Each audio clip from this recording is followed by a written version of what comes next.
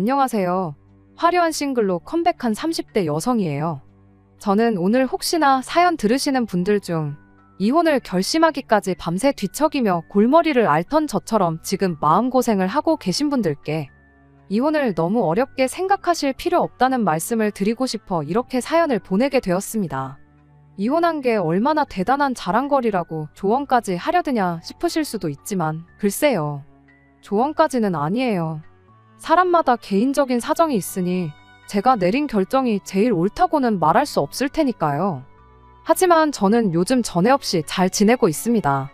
그러니 저는 제가 최선의 결정을 내렸다고 믿고 요만큼도 후회하지 않고 있어요. 이혼을 하고 나니 이렇게 속이 후련하고 편한데 그동안 뭐가 그렇게 두렵고 무서워서 시간만 끌고 있었는지 그런 인간의 아내로 흘려보낸 제 꽃같은 시절이 아쉽기만 합니다. 저와 남편 사이에 아이는 없어요. 그리고 처음부터 아이 생각이 없던 건 아니었지요. 결혼하자마자 직장을 관둔 것도 아이를 갖기 위해서였으니까요. 하지만 제가 직장을 관두기가 무섭게 남편은 완전히 다른 사람처럼 변했고 그런 남편의 모습에 진절머리가 난 이후로는 아예 아이를 가지려는 시도조차 안 하게 되더라고요. 그런데 이런 사정을 아는 친구가 언젠가 물었습니다. 그럼 아이가 있었으면 잘 살지 않았겠냐. 하지만 사람이 하나를 보면 열을 안다고 남편은 아이가 있다고 해서 크게 달랐을 것 같지 않아요. 오히려 제 신세만 2배, 3배로 고달퍼졌을 테지요. 그리고 다들 이야기하니까 저도 밝히자면 저희 또한 요즘 대세라는 반반 결혼을 했습니다. 남편이나 저나 당시의 벌이는 비슷한 편이었어요. 그런데 두 사람 다 사회생활을 시작한 지 얼마 되지 않았던지라 양가의 도움 없이 부부가 되기는 빠듯한 형편이었죠. 그래서 양가로부터 똑같은 액수의 지원을 받고 더 필요한 건 대출을 받았어요. 그런데 결혼하고 얼마 지나지 않아 남편이 아이 얘기를 꺼내기 시작했습니다. 둘 다 1살이라도 젊을 때 아이를 가져야 신체적인 부분에서나 경제적인 부분에서나 유리하지 않겠냐면서 말이에요. 그리고 그런 남편의 말이 어느 정도는 저도 일리가 있다고 생각했지만 문제는 저는 이를 포기하고 싶지가 않았습니다. 출산과 육아로 생기는 공백이 부담스럽기도 했고 무엇보다 저는 제 일을 사랑했거든요. 하지만 결론부터 말하자면 결국 남편이 원하던 대로 저는 회사를 관뒀어요. 그나마 다행인 건 제가 종사하고 있던 분야가 프리랜서로 활동하기에도 나쁘지 않았으니까요. 하이리스크 하이리턴이란 말이 딱 맞는 업종이었던 거죠. 그래서 아예 아이를 안 낳을 거면 모를까 언젠가는 내려야 할 결정이란 생각에 남편의 뜻에 따라주기로 했네요. 회사를 나오던 날 대표님이 1층까지 따라 나오시면서 한 번만 더 생각해보지 않겠냐며 많이 아쉬워하셨어요. 그리고는 혹시나 복직하고 싶으면 언제든지 연락하라고 하셨는데 저도 그게 정말 그런 뜻은 아니었을 거라고 생각해요. 하지만 한편으론 그래도 내가 나름대로 인정은 받았었구나 하는 생각과 함께 이 회사에 들어오려고 제가 고군분투하던 시절이 주마등처럼 스쳐 지나가면서 기쁘기도 하고 아쉽기도 하고 그렇더라고요.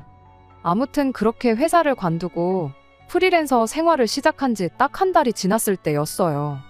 그날도 평소와 마찬가지로 남편은 출근을, 저는 집에서 제 할 일을 하고 있었는데 갑자기 현관문이 열리는 소리가 나대요. 남편이 퇴근하기엔 이른 시간이었지만 남편 아니고서야 올 사람이 없었으니 저는 당연히 남편일 거라 생각했고요.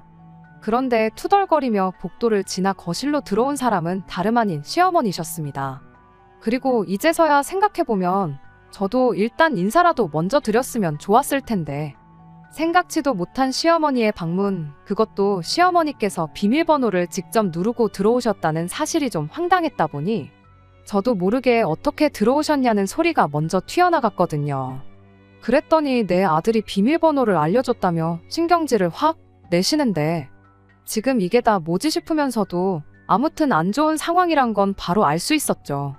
그리고 그때 제가 뭐라고 대꾸를 하기도 전에 시어머니께선 너 정말 직장을 관뒀냐며 따지듯이 물어오셨습니다. 어떻게 당신한테 말 한마디 없이 멋대로 회사를 관둘 수가 있냐면서요. 그런데 저로선 솔직히 그런 시어머니의 말씀이 쉽게 납득이 가질 않았어요. 저는 다 큰 성인이고 게다가 남편과 충분한 상의 끝에 내린 결정이었으니까요.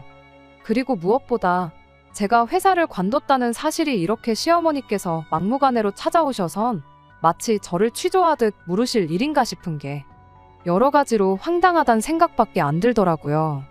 그리고 동시에 남편에 대한 약간의 원망스러운 마음도 들었습니다. 왜 진작에 내가 회사를 관뒀다는 걸 시어머니께 말씀드리지 않은 거며, 그렇다고 해도 왜 우리 둘이 사는 집 비밀번호까지 시어머니한테 알려드렸어야 하나 싶고, 알려드렸으면 알려드렸다고 적어도 나한테 전화 한 통은 해줬어야 하는 거 아닌가 싶었으니까요. 하지만 이런 복잡한 제 마음을 시어머니께선 아시는지 모르시는지 계속해서 당신 할 말만 이어나가셨습니다. 그리고 저는 어쨌든 그 당시엔 처음 겪어본 상황이었다 보니 어떻게 대처를 해야 할지 도통 감이 오질 않아 저도 모르게 꿀먹은 사람 마냥 입도 뻥긋 못하고 당하고만 있었죠. 그런데 그때 다시 한번 현관문 열리는 소리가 났고, 이번엔 분명 남편일 거란 생각에 말 그대로 긴장이 풀리더라고요. 이제 그만 시달리겠구나 하는 생각에 마치 구세주가 등장한 것 같았달까요? 그리고 그때 제가 바란 건 딱 하나였어요. 다른 건 모르겠고 적어도 제가 왜 회사를 관두게 된 건지 남편이 시어머니한테 확실히 말씀드렸으면 했죠. 하지만 남편이 보인 태도는 말 그대로 기가 막혔습니다. 아이 타령을 해대면서 자기가 먼저 관두라고 했다는 이야기는 쏙 빼곤 마치 제가 프리랜서로 큰돈을 벌고 싶어 회사를 관뒀다는 식으로 시어머니께 말씀을 드리고 있었으니까요. 그러면서 마치 자기도 반대를 했는데 제가 멋대로 관뒀다는 식으로 말을 하는데 어찌나 기가 막히던지 아까와는 또 다른 의미로 말이 안 나오더라고요. 아무리 시어머니가 무서워도 그렇지 버젓이 나를 앞에 두고 어떻게 저럴 수가 있나 싶었습니다. 그리고 그때 처음으로 내가 이런 비열한 겁쟁이랑 결혼을 했구나 하는 생각에 정말 우라가 치밀었지요. 시어머니께서는 당신 아들이 외벌이하면서 살아야 할 줄 알았으면 이 결혼은 안 시켰을 거라며 급기야는 사기 결혼이란 말까지 운운하셨어요. 당신 아들이 뭐가 아쉬워서 집에서 노는 저를 먹여 살리면서 혼자 뼈 빠지게 대출까지 갚아야 하냐고요.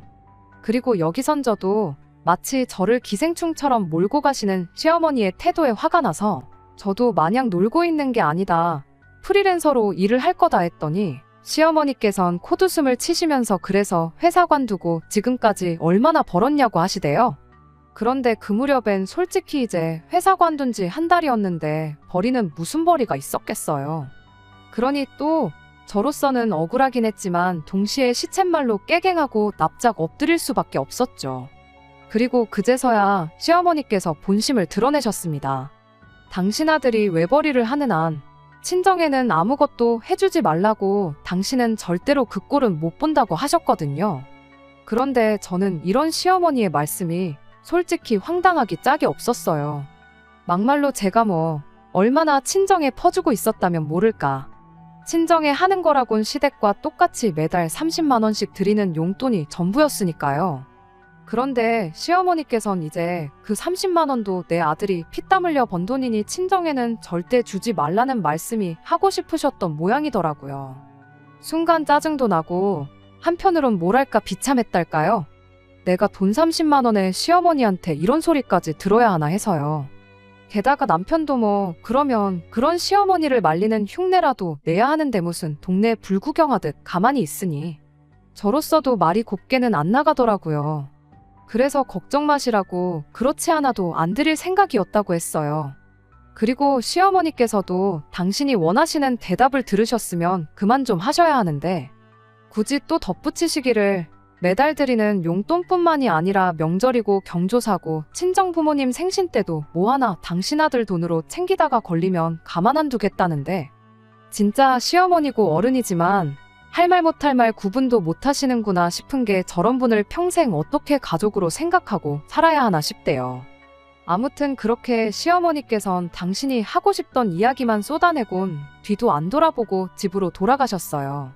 시끄러웠던 집안은 언제 그랬냐는 듯이 조용해졌고요.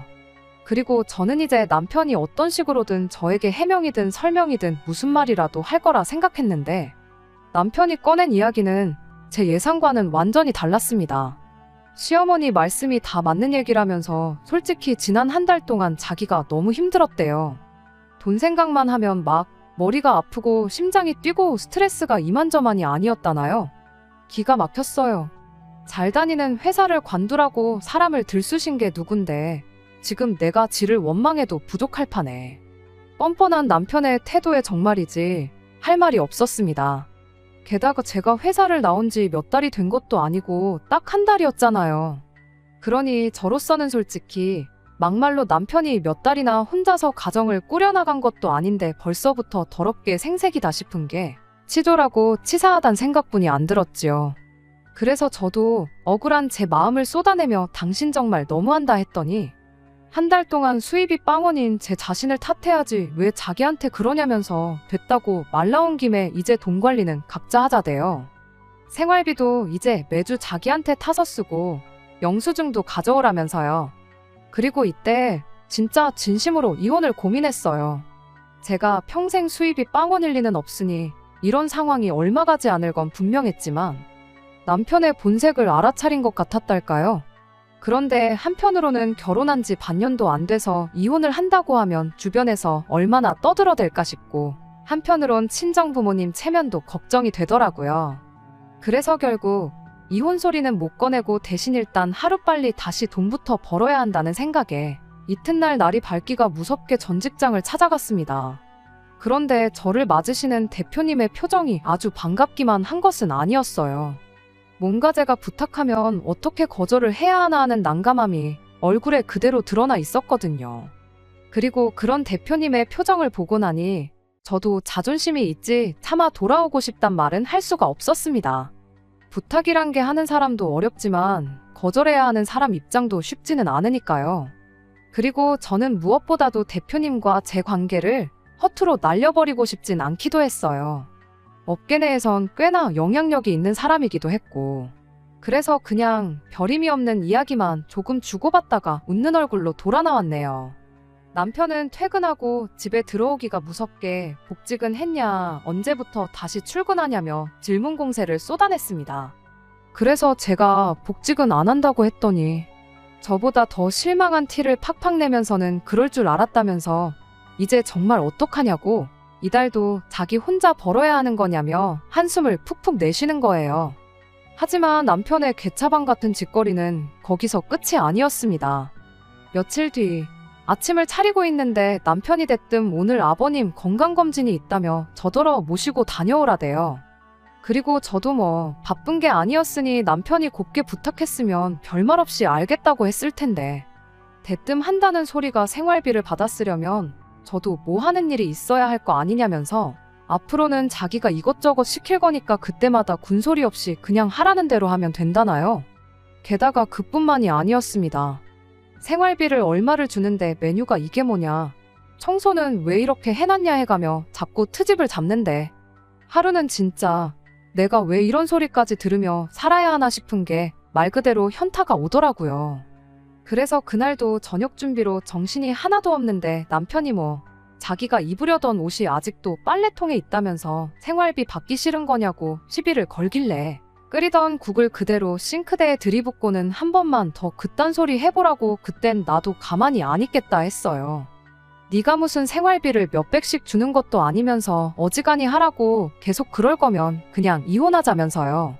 그리고 그날 이후로 저는 시쳇말로 악만 남아서 어떻게든 돈을 벌어야겠다는 생각이었습니다. 그래서 자존심이고 뭐고 다 내려놓고 대표님한테 전화를 드렸어요. 그리고는 혹시 회사에 들어오는 일 중 단가가 안 맞는 일들은 저에게 소개해 주실 수 없겠냐 부탁을 드렸죠. 그랬더니 다행히도 대표님께선 당연히 해줄 수 있다면서 사실 그날 그렇게 저를 보내고선 당신도 생각이 많았다 하시더니 이렇게 연락 줘서 오히려 당신이 고맙다고 하시더라고요. 그리고 그때부턴 솔직히 대표님이 주시는 일은 마진이 얼마건 간에 주는 대로 족족 받았어요. 그랬더니 얼마 안 가서 제가 일을 잘한다는 게 입소문이라도 났는지 회사가 아닌 저를 보고 들어오는 일도 늘어나기 시작했지요. 그리고 그때부터는 남편과 각방 생활을 시작했습니다. 사실 이미 정은 예전에 떨어져서 한 입을 덮고 자는 거 자체가 고역스러운 날도 많았는데 마땅히 핑계가 없다 보니 각방 쓰자 소리를 할 수가 없었거든요.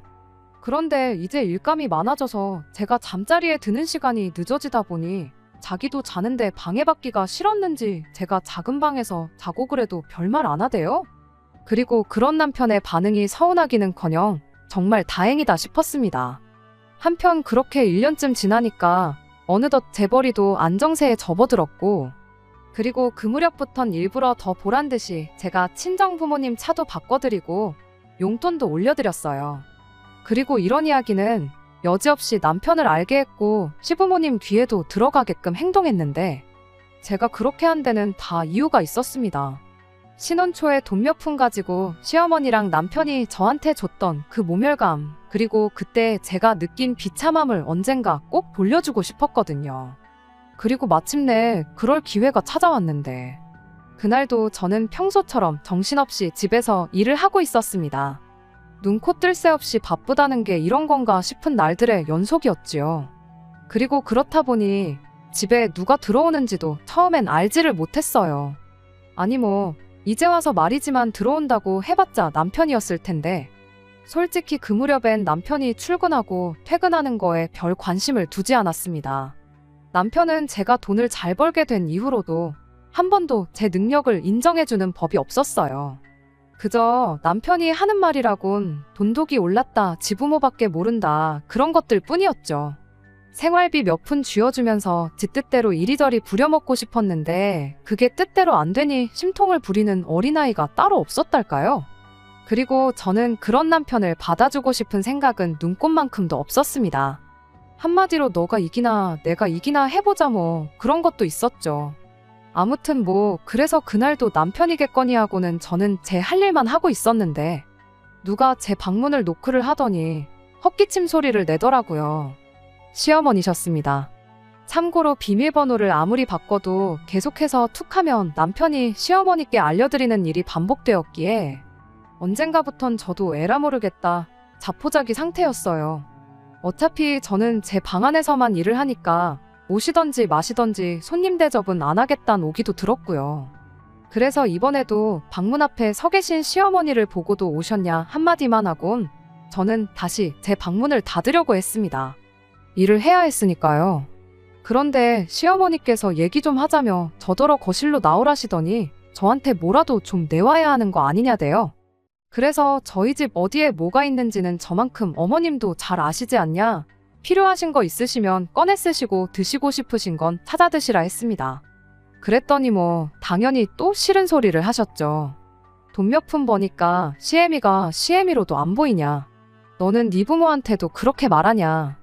하지만 시어머니께서 아무리 무슨 말씀을 하셔도 제가 들은 척도 않고 미동도 없으니 이내 어이가 없다는 듯 혀를 한번 차시더니 대뜸 저더러 요새도 돈 좀 버냐 그러시는 거예요. 그래서 네, 잘 벌어요 했더니 그 돈 그렇게 벌어서 다 뭐하냐, 어디다 쓰냐 그러시대요. 그리고 저는 무슨 얘기가 하고 싶어서 저러시나 싶으면서도 앓는 소리 할 이유가 없다 싶었기에 저 갖고 싶은 것도 사고 친정 부모님한테도 드리고 그런다 했습니다.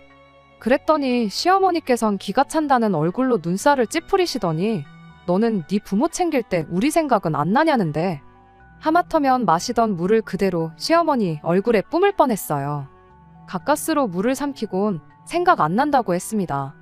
아니, 생각은 나지만 남편이 알아서 잘 챙겨드리고 있지 않냐? 그러니 생각 안 하려고 한다 했지요. 그랬더니 또 마땅히 하실 말씀이 없으셨는지 덧붙이시길 원래 결혼하면 시부모도 내 부모다 생각하고 모셔야 하는데 너는 그런 걸 몰라도 너무 모른다나요? 그래서 저도 어머님 아버님이 저를 딸처럼 생각지를 않으시는데 저라고 그게 되겠냐 했습니다. 그랬더니 진짜 뻔뻔하게도 우리가 언제 너를 그렇게 생각을 안 했냐면서 당신 아들이랑 제가 결혼하던 그날부터 당신들은 저를 큰딸, 신우를 막내딸 그렇게 생각하고 있었다대요. 그리고 그 말에 정말 온몸에 소름이 끼칠 만큼 어이가 없었던 저로서는 그동안 가슴에 맺혔던 이야기를 꺼냈습니다. 그렇게 생각하시는 분이 제가 직장 관두고 겨우 한 달 쉬었을 때 찾아오셔선 그렇게 막말을 해대셨냐고, 저를 마치 거머리 기생충처럼 표현하셨지 않냐고요. 그러니까 시어머니께서 하신 말씀이 가관이었습니다. 그게 다 저 잘 되라고 한 얘기였다고 하셨거든요. 그러면서 제가 당신의 진심을 몰라줘도 너무 몰라준다면서 섭섭하다는데 도대체 무슨 꿍꿍이로 저런 말도 안 되는 억지를 써가면서 나오지도 않는 눈물을 쥐어짜내나 싶은 게 저로서는 말 그대로 한편의 쇼를 보는 듯 했지요. 그리고 그때 황당해하는 제 표정을 시어머니께선 어떻게 받아들이셨는지 대뜸 제 양손을 부여잡으시곤 이제부터라도 저랑 정말 친모녀처럼 잘 지내보고 싶다더니 난데없이 신우 때문에 속상해 죽겠답니다. 그러면서 이 일을 어떻게 해야 할지 상의할 사람이 저밖에 없다나요. 그리곤 제 눈치를 쓱 살피고는 하는 말이 신우가 결혼할 상대가 의사라는데 딱 지금 나한테 돈 얘기를 하려고 이러는구나 하는 감이 오더라고요. 하지만 아무것도 모르겠다는 식으로 계속해서 시어머니가 하시는 이야기를 듣고만 있었습니다. 그랬더니 이제 시어머니도 답답하셨는지 저도 사회생활을 해봤으니 알 거 아니냐면서 그쪽에선 병원 개원을 원하는 것 같은데 우리가 그럴 형편까진 안 되는 거 너도 알지 않냐. 대신 평수 작은 신혼집이라도 하나 해주려고 하니 돈 좀 보태달라대요. 그리고 저는 당연히 그런 시어머니한테 그 돈을 왜 제가 보태줘야 하냐고 되물었어요. 제가 정말 책상 앞에서 몇 시간씩 허리 한번 제대로 못 펴고 일해가며 번 돈인데 그 돈을 왜 신우 신혼집에 보태주냐고요. 그리고는 잘난 어머님 아들하고 이야기하시라니까 걔가 무슨 돈이 있냐는데 저도 알고 있었어요. 남편이 개털인 거. 제가 친정만 챙기는 걸 보고는 오기가 났는지 어느 날부턴가 남편도 아주 질세라 시댁에 이것저것 마구잡이로 사서 날라댔거든요. 그리고 그것도 유치하게 지도 이제 저한테 보라고 그런 거겠지만 택배로 한 번에 시댁으로 시키면 될 걸 꼭 우리 집으로 시켜서 보란 듯이 지가 하나하나 갖다 나르더라니까요. 그런데 남편이야 제 정확한 수입을 몰랐지만 저는 어쨌든 어느 정도는 파악을 하고 있었고 그러니 어느 순간부터 저 인간 저렇게 해서 뭐 남는 게 있나 싶었는데 역시나 제 예상대로였던 거지요. 하지만 뭐 그렇다고 해도 제 마음은 달라지지 않았습니다. 신우 시집 가는데 1,000원 한 장 보태줄 생각은 정말이지 요만큼도 없었어요. 그런데 한편으론 제가 그간 벼르고 벼르던 그 일을 실행에 옮기는 게 오늘이구나 싶었으니 굳이 지금부터 싫다고 말할 필요는 없겠다 싶대요. 그래서 시어머니께 얼마가 필요하시냐 여쭙습니다. 그랬더니 이내 시어머니 얼굴에 웃음꽃이 활짝 피면서 한 3억 정도면 좋겠다는데 솔직히 저한테 있는 돈 없는 돈 다 끌어모으면 딱 그 정도 되겠더라고요. 하지만 뭐 그런 걸 굳이 시어머니가 알게 할 필요는 없잖아요. 그래서 그 정도 돈은 일도 아니라는 식으로 그거면 되겠냐니까 다시 한번 웃음꽃이 피길래 더 기분 좋으라고 당장 내일이라도 줄 수 있다 했지요. 그랬더니 어머어머 소리를 연발해가면서 진짜 내가 며느리 하나는 잘 들였다며 아주 좋아 죽더라니까요. 그래서 그때 제가 대신 조건이 하나 있다 했습니다. 그랬더니 뭐든지 말만 해보라대요. 그래서 돈을 받아 쓰려면 그에 걸맞는 일을 해야 할 거 아니냐고. 앞으로 그 3억치 다 채울 때까지 무슨 일이건 간에 제가 하라면 군소리 없이 해야 한다고 했어요. 그랬더니 시어머니께선 대번에 눈을 치켜뜨시고는 너 지금 그걸 말이라고 하냐는데 시어머니께 어머님이 들으셔도 말 같지가 않죠. 하고는 그 말 같지도 않은 소리를 내가 어머님 아들한테 얼마나 오랫동안 들었는지 아냐고 받아쳤습니다. 그리고는 다시 계산기 두드리는 흉내를 내면서 생각해보니까 요즘 저희 부모님도 나이가 드셔서 살림이나 잔심부름 같은 것 좀 대신해줄 도우미가 있었음 하셨으니 일단 신우더러 당분간은 저희 부모님 수발부터 들라고 해야겠다니까. 뭐 그때부턴 말 그대로 난리가 났어요. 시어머니께서 저러더 정신 나갔다면서 온갖 쌍욕을 퍼부으셨거든요. 그리고 뭐 그뿐인가요? 너는 그렇게 살지 말라면서 네가 암만 그래봤자 우리 사위랑 비할 것도 못 된다는데 그래서 제가 아니 아직 식도 안 올린 남의 아들한테 어쩜 그리 우리 사위 소리를 해대시냐고 민망해 죽겠다고 쏘아붙였어요. 그리고 그날 저녁 시어머니께서 씩씩대며 집에 가셨다는 사실을 남편이 모를 리가 없었고 그러니 제 예상대로 퇴근하기가 무섭게 남편은 우리 엄마한테 뭔 소리를 짓거린 거냐며 저에게 달라들더라고요. 그래서 내가 뭐 못할 말 했냐. 네가 했던 말 그대로 했는데 왜 난리냐 했더니 남의 인생을 가지고 제가 뭐 갑질을 했다면서 말도 안 되는 헛소리를 짓거리더니 급기야는 도무지 저 같은 여자랑은 못 살겠다면서 이혼 얘기를 꺼내더라고요. 이땐 솔직히 아차 싶으면서 말 그대로 기분 참 더러웠습니다. 이혼 얘기를 꺼내도 내가 꺼냈어야 하는데 하는 생각 때문에요. 하지만 뭐 그렇다고 제가 이혼만은 못한다 할 것도 아니고, 그래서 알겠다고 내일이라도 당장 하자고 했어요. 그랬더니 남편이 좀 당황한 표정을 하더니 이내 실실 웃으면서 이혼해봤자 저만 손해라대요. 재산 분할하면 제 재산의 절반은 자기 몫이라면서 말이에요. 그래서 제가 또다시 아무것도 몰랐다는 얼굴로 정말이냐 물었더니, 저더러 너는 돈독이 올라서 일만 하니까 세상 돌아가는 것도 모르냐면서 원래 부부가 이혼하면 재산은 반반으로 갖는 거랍니다. 특히나 우리처럼 반반 결혼한 부부는 헤어질 때도 무조건 반반 갖는 거라나요? 어쩜 인간이 저렇게 단순하고 멍청한가, 저런 머리로 직장 생활을 어떻게 하나. 한심하단 생각을 넘어서 갑갑하고, 한편으론 저런 인간 뭘 보고 내가 결혼을 했나 하는 자괴감까지 드는 게 참으로 복잡한 심정이었습니다.